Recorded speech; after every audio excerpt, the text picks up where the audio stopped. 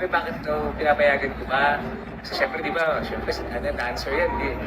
So, hindi, siyempre, mga minsan sexy yung damit, di ba? Okay lang ba sa'yo? Okay, okay lang. Ganun siya. Yun siya, hindi akong baguhin yun. Ayokong baguhin kung sino siya. Sumagat na ang asawa ni Sunshine Garcia na si Vice Governor Alex Castro kaugnay sa viral video ni Alvin Aragon na kung saan sinabi ni Alvin na nakukumpara umano siya sa asawa ni Sunshine dahil sa hindi niya pinapayagang magsuot ng sexy na damit at sumali sa concert ang kanyang asawang si IC Trasona. Sa article na nilabas ng pep.ph, mababasa ang naging tugon ni Alex Castro matapos umano nilang padalhan si Alex ng mensahe kaugnay sa sinabi ni Alvin. Base sa nakasaad na article ay napanood na umano ni Alex ang viral video ni Alvin, ngunit mas marami pa umanong dapat pagtuunan ng pansin na mahalagang trabaho si Alex. Dagdag pa nito ay ipagdasal na lamang umano si Alvin at IC.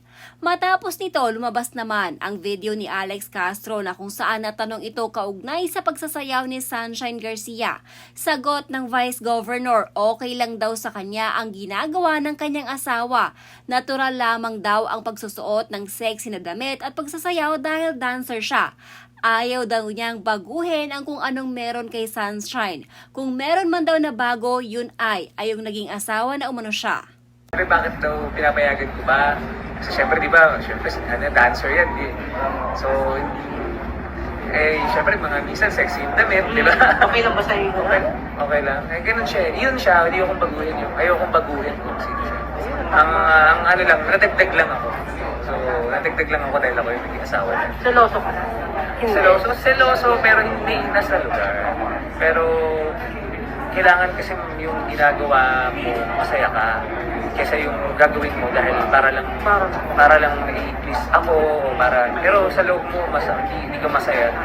Sayang naman yung buhay natin kung hindi tayo magiging. Idinaan naman sa panalangin ni IC Trasona ang issue ngayon na kinasasangkutan ng kanyang asawa.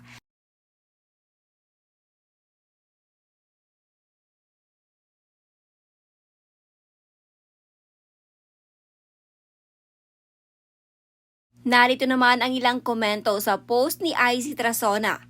Sa'yo IC, kahit papano nagre-reflect si Jesus kasi mukhang loving ka naman talaga at may humility. Pero yung asawa mo na dapat leader ng pamilya nyo, nag-hyper faith at nagiging over-righteous. Kinakalagkad ka na sa sobrang kahiyan. Sana mapanindigan niya na hindi kayo magkakamali sa buhay or else mapapahiya ang Diyos na sinasamba nyo. May your life really inspire others at not become source of hate kasi yon ang pagkakalam ko na totoong blessed sa buhay. Every battle belongs to Jesus. You do not need to explain your side to anyone else. But to Jesus alone, more talk, more mistakes. Ang hindi pagpatol sa maingay na pag-atake ng kalaban ay tanda ng karunungan.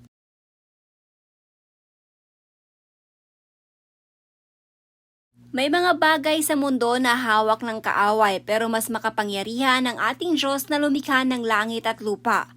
For all the truth are parallel. Wala namang magawa ang kaaway kundi hanggang inject lamang ng kasinungalingan sa isip ng bawat tao.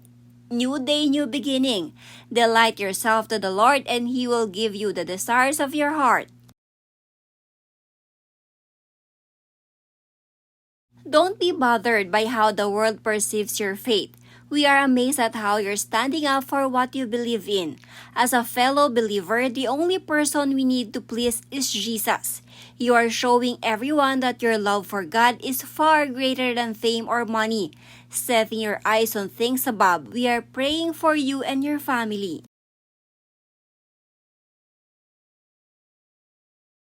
Nakakamangha talaga maging maka-Diyos kayo mag-partner at sinusunod nyo talaga utos ng Diyos. Pero ang advice ko, sana mapagsabihan mo ang asawa mo na huwag magsasalita ng di maganda tungkol sa mga kaibigan mo ng sex bomb. Kung may opinion man siya, sana di maganda sa kanila. Sa'yo niya na lang sabihin para maiwasan din na magtampo sa'yo ang mga kaibigan mo. Ang paghatol ay sa Diyos, hindi sa tao. Sa kabuuan, itinuturo ng Biblia ang pagpapakumbaba, pagpapatawad at pagpapakita ng awa sa halip na mapanghusgang pag-uugali.